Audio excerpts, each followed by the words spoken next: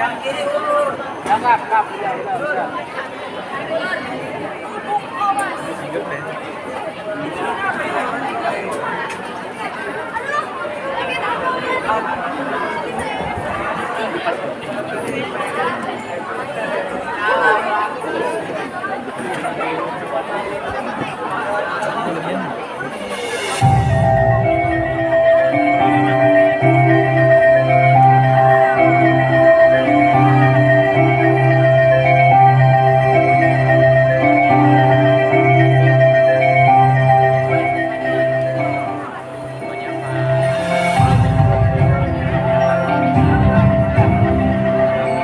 Alkisah beberapa abad yang lalu, di sebuah daerah Teluk Dalam, hiduplah seorang raja dan permaisuri. Sang raja bernama Simang Wolong, dikenal sebagai raja yang arif dan bijaksana.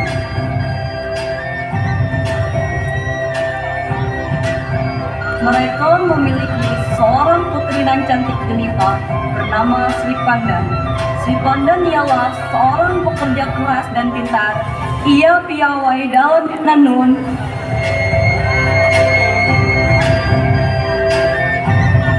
menganyam tikar,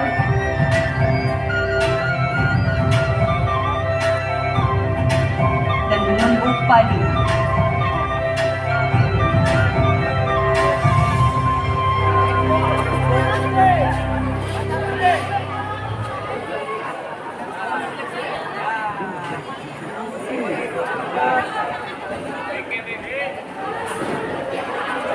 Di suatu hari, putri bermain bersama dengan teman-temannya di taman kerajaan. Teman-temannya sedang bermain marsiteka, sedangkan putri menyendiri sambil melihat-lihat bunga. Kemudian ia mengambil bunganya dan teringat dengan suatu kejadian bersama sang pembantu setianya. Melihat bunga ini, hamba jadi teringat dengannya. Dari kejauhan temannya memanggil sang putri. Putri Pandan. Sri Pandan tidak menghiraukan panggilan temannya. Lalu teman-temannya menghampiri putri.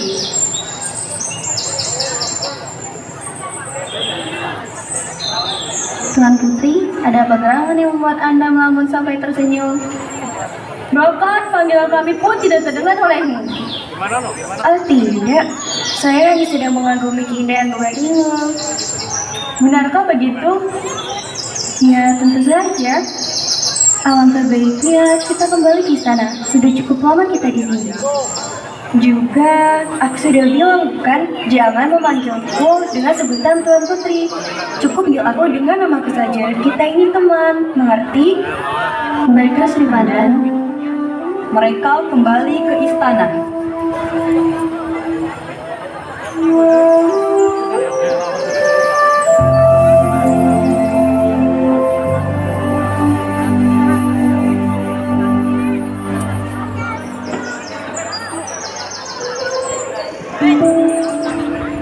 Saat ini Raja Simang Wolong merasa gundah. Kecantikan putrinya Sri Pandan sangat ternama hingga penjuru negeri. Karena itu banyak raja atau pangeran yang datang untuk melamarnya.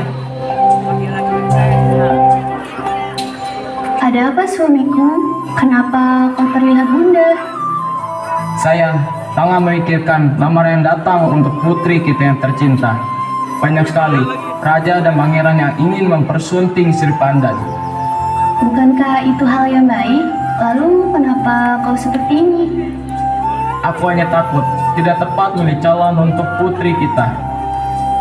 Kalau begitu, lebih baik kita meminta pendapat dari Sri Pandan. Tiba-tiba seorang prajurit datang. Maaf mengganggu waktunya yang mulia. Utusan kerajaan Aceh datang ingin menemui Anda. Silakan.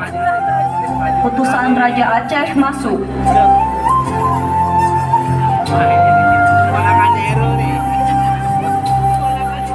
Ada hal apa yang membuat Raja Aceh mengirim utusannya kemari?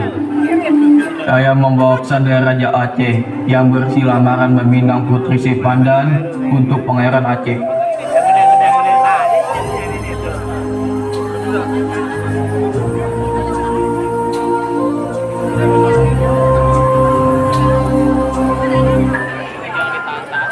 Kalau aku menerima lamaran ini, pasti akan menguntungkan bagi kerajaanku.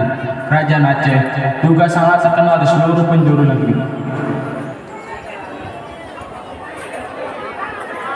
Saya menerima lamaran itu.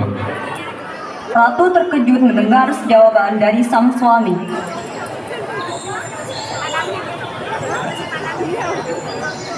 Baiklah, akan saya sampaikan kepada Raja Aceh. Tanpa diketahui siapapun, ternyata Putri Sripandan mendengar semua pembicaraan itu. Lalu Sripandan pergi menuju taman.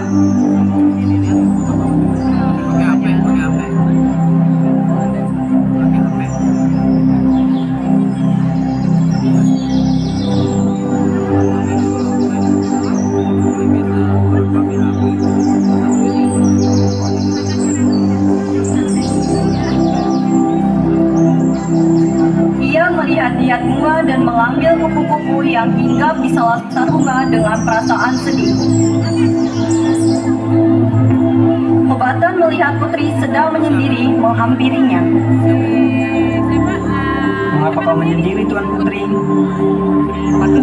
Aku hanya ingin saja, lagi pula teman-temanku yang lain juga sedang membantu orang tua mereka.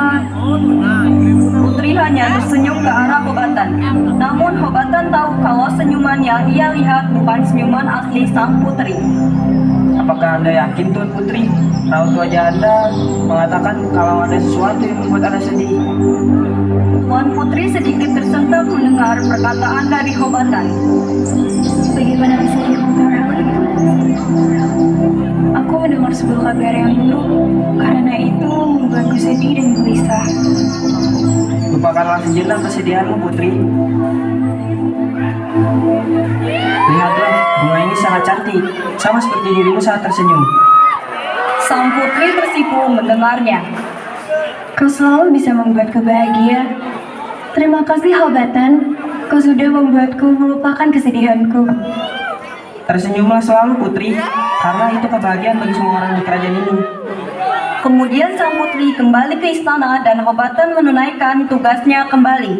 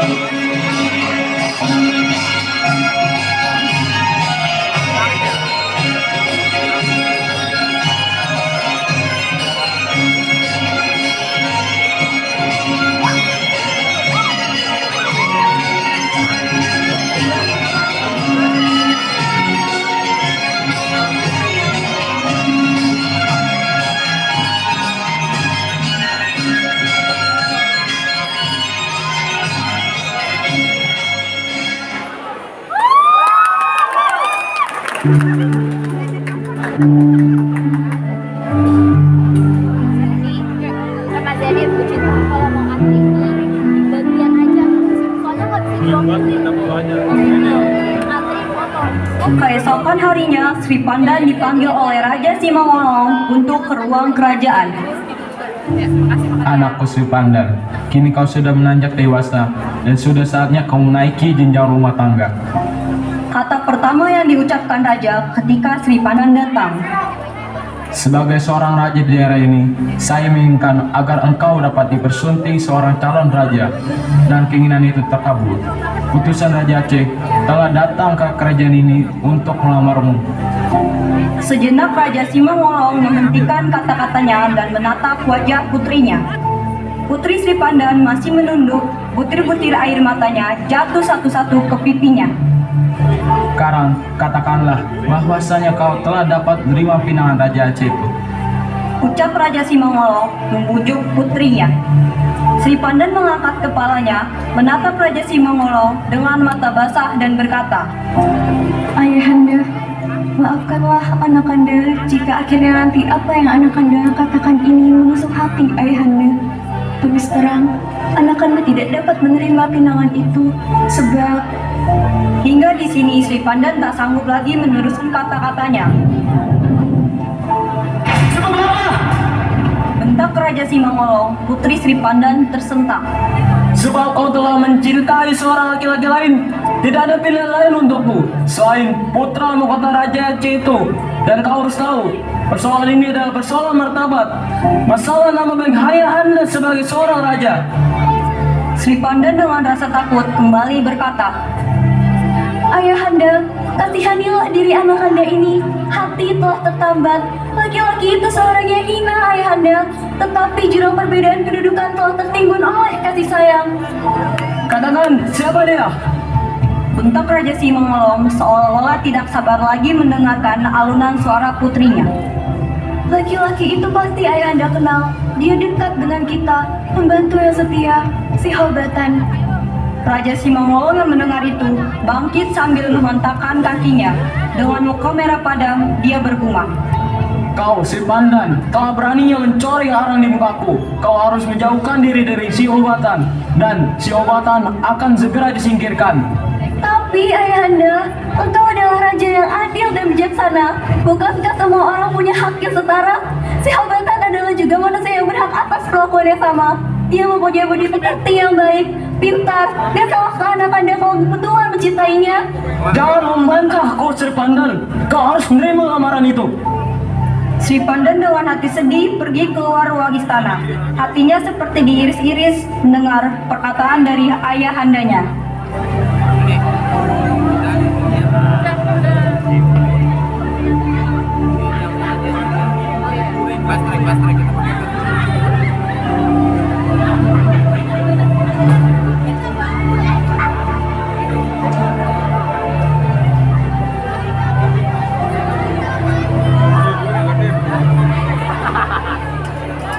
Tiga hari kemudian, hari di mana kedatangan Raja dan Pangeran Aceh. Selamat datang Raja dan Pangeran Aceh. Kedatangan Raja dan Pangeran Aceh disambut meriah dengan adanya tarian penyambutan.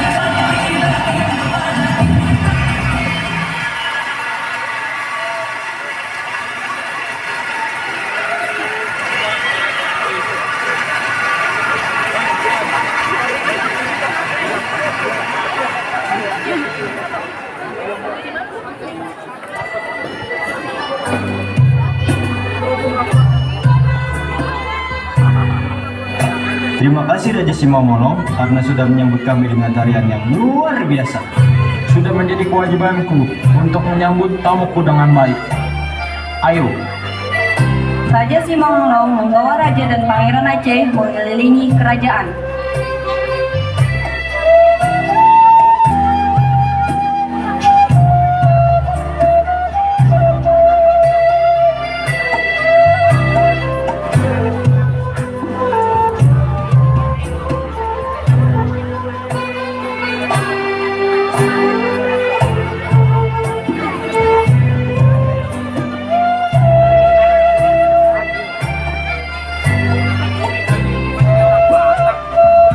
Di lain tempat, Putri Sri Pandan bersama dengan teman-temannya sedang berbincang. Aku tidak menyangka bahwa sebentar lagi kau menikah, Sri Pandan. Kudengar dia adalah pangeran yang tampan dan hebat. Tapi kenapa kau murung? Bukannya seharusnya kau bahagia dengan kabar ini? Apakah kau tidak menyukainya? Tidak, aku tidak menyukainya. Aku mencintai orang lain. Pangeran dari kerajaan mana?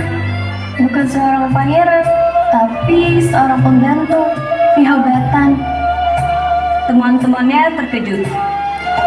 Aku tidak menyangka kau bisa menyukainya. Jika seperti ini, kami tidak bisa memberikan solusi. Lebih baik kau katakan pada Hobatan mengenai berita lamaran itu. Mungkin saja dia punya solusi untuk memecahkan masalah ini. Benar, aku harus segera menemuinya. Putri pergi meninggalkan teman-temannya.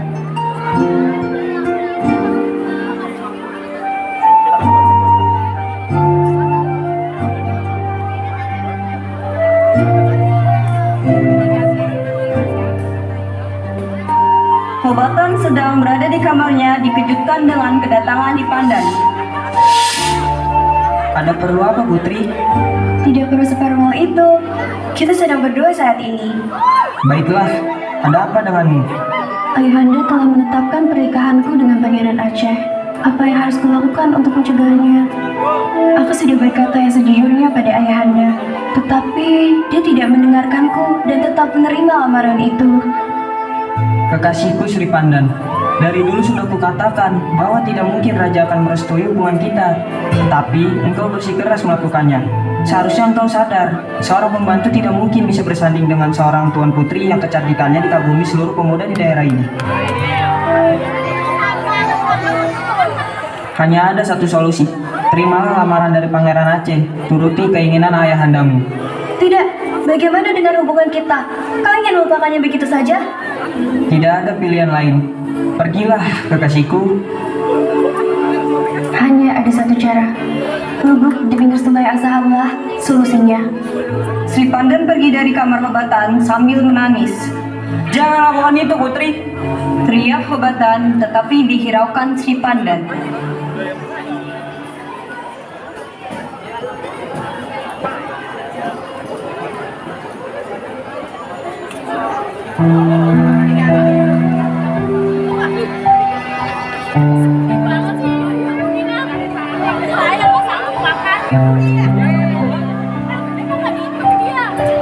Di sore harinya, Sri Pandan dipertemukan dengan Pangeran Aceh.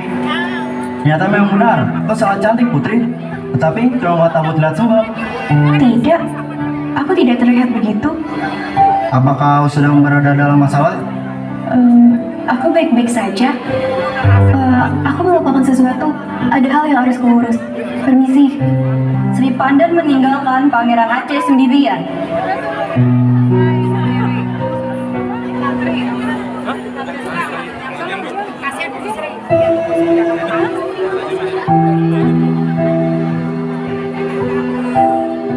Di tengah malam, Sri Pandan sudah bertekad untuk membatalkan pernikahannya dengan Pangeran Aceh. Ia mengemasi pakaiannya dan membawa seluruh perhiasan emas yang dia punya. Kemudian Sri Pandan pergi menuju lubuk yang ada di pinggir sungai Asahan.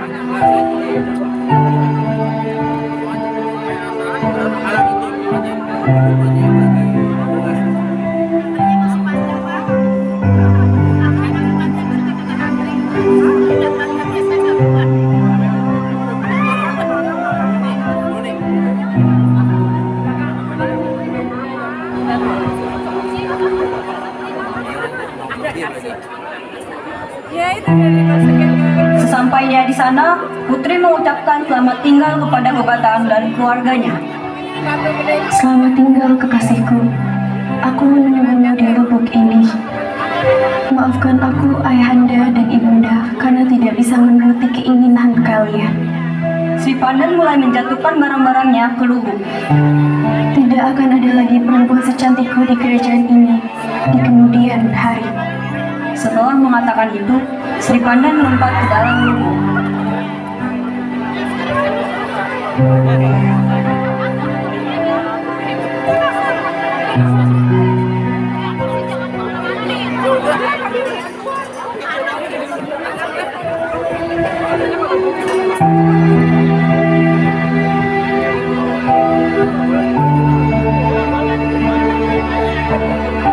Keesokan harinya, kerajaan digemparkan dengan kehilangan sang putri. Raja menyuruh prajuritnya untuk membawa Hobatan ke ruang kerajaan. Bawalah Hobatan kemari. Hobatan pun masuk ke ruang istana.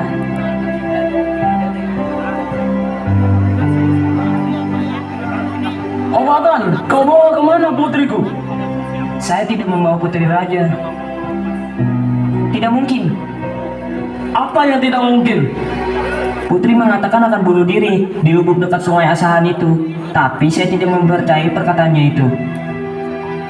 Sang raja yang mendengarnya segera menyuruh para prajurit mencari putri Sri Pandan.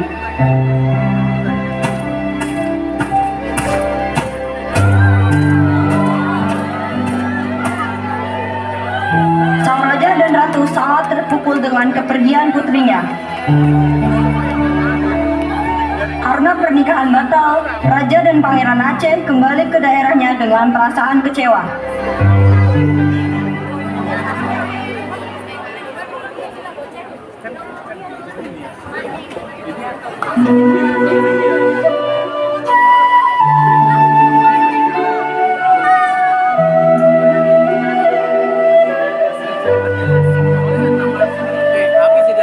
Raja juga menetapkan hukuman untuk Hobatan karena menjalin hubungan asmara dengan putrinya. Ia menyuruh prajurit memukul tubuh Hobatan.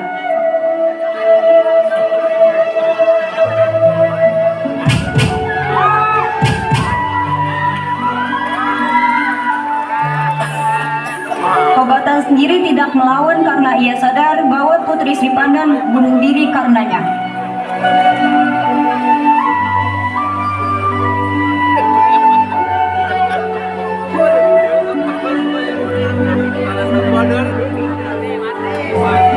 Peristiwa meninggalnya Sri Pandan telah menggemparkan kerajaan Teluk Dalam. Seluruh penghuni kerajaan berkabung atas meninggalnya putri raja yang tercinta.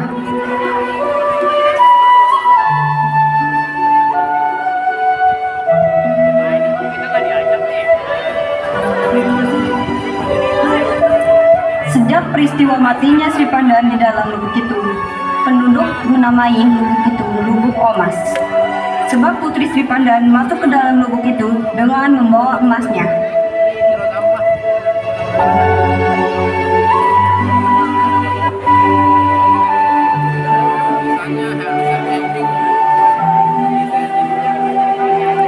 Lubuk Omas adalah bukti pengorbanan seorang putri raja akan cintanya terhadap pembantunya sendiri.